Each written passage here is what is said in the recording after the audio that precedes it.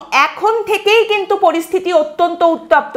এখনই দেখতে পাওয়া যাচ্ছে যে অলরেডি এই বিএলওরা হুমকির সম্মুখীন হচ্ছেন। কাজেই এই যে নিরাপত্তার আশ্বাস, এগুলো শুধুমাত্র কথার কথা হয়েই থেকে যাবে না তো, এটা একটা বিরাট বড় প্রশ্ন। TV9 বাংলার একটি প্রতিবেদন বলছে, খাস কলকাতাতে ভোটার তালিকায় নাম রাখার জন্য হুমকি দেওয়া হচ্ছে বিএলওদের। আধা সেনার নিরাপত্তা চেয়ে সিইও অর্থাৎ মুখ্য নির্বাচনী আধিকারিককে চিঠি দিয়েছেন বিএলওদের একাংশ।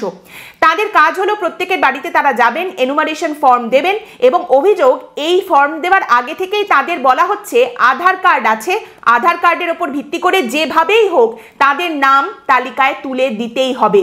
বহু বিএলও এই নিয়ে আপত্তি জানিয়েছেন। তাদের একাংশকে ভয় দেখাতে বন্দুক দেখানো হয়েছে বলে অভিযোগ। প্রশ্ন উঠছে, যেখানে এনুমেরেশন ফর্ম এখনো পর্যন্ত ছাপাই হয়নি, তার আগেই এইরকম হুমকি, এরকম ভয় দেখানো কি করে চলছে? কলকাতার যে সমস্ত জায়গাগুলো থেকে এই ধরনের অভিযোগ উঠছে সেটা অত্যন্ত উদ্বেগের। এর মধ্যে গুলশান কলোনি, খিদিরপুর এলাকা রয়েছে, সর্বোপরি কসবার মতো এলাকা রয়েছে, যেখানে জনবিন্যাস হিসেব করলে দেখা যাবে বেশ কয়েক বছরে এই এলাকার জনসংখ্যা অনেকটাই বেড়ে গিয়েছে। এই এলাকায় অনেক নতুন ভোটার, তাদের কারোর তালিকায় নাম রয়েছে, কারোর নেই। কেবলমাত্র আধার কার্ডের উপরে ভিত্তি করে যাতে তাদের এনুমারেশন ফর্মটা দিয়ে দেওয়া হয়, তার জন্য চাপ তৈরি করা হচ্ছে।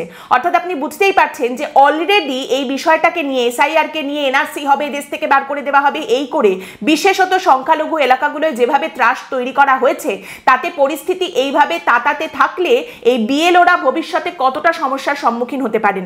তারই সঙ্গে এই একটি প্রতিবেদন TV9 বাংলা সেটি বলছে, নাম প্রকাশে অনিচ্ছুক একজন বিএলও সংবাদ মাধ্যমকে জানিয়েছেন, বিএলও হিসেবে যারা কাজ করতে যাচ্ছেন তাদের অভিজ্ঞতা কিন্তু অত্যন্ত ভয়ঙ্কর।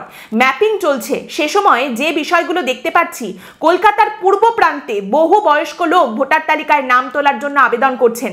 তাদের কারোর বয়স 70, কারোর বয়স 75 হয়ে গিয়েছে। একাধিক আধার কার্ড তারা দেখাচ্ছেন।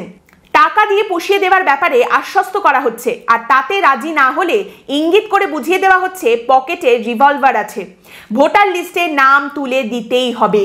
আর এই অভিযোগের কথা সামনে আসার পর তৃণমূল কংগ্রেস বা রাজ্যের শাসক দলের বক্তব্য কি? একেবারে মিথ্যে কথা, এরকম কিছুই হচ্ছে না। এই তো নাম প্রকাশে অনিচ্ছুক বিএলও বলেছেন, তার মানেই এটা বিজেপির সাজানো নাটক, আর কিছুই নয়।